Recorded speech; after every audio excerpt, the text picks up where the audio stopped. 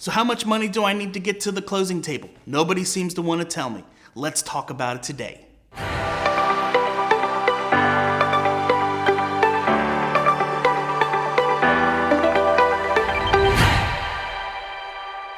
Hey guys, it's Jeremy Blanton with RE/MAX Southern Shores, and today we're going to discuss how much money do I need to bring to the closing table. We're a week out from closing and nobody has told me yet how much money I need to bring from my bank. Well, this is a common thing that happens in the real estate transaction. You normally will not find out till maybe a day or two prior to closing, and the bank is then going to send you that closing disclosure with the final amounts and totals.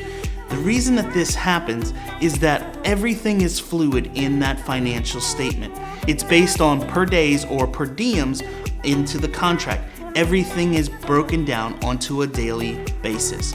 This means taxes, homeowners' dues, insurance, all of that information changes based on the day of the week you close. If you close on Monday the 30th or Tuesday the 1st is a big difference in the amount of money that you will owe.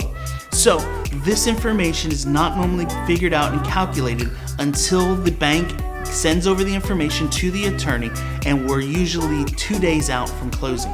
So don't stress if your bank or your attorney has not given you a number yet. It's not that big of a deal. You will get it prior to closing. And once you do, then you'll be able to wire that money, go to the closing table, sign all the documents, and get your home.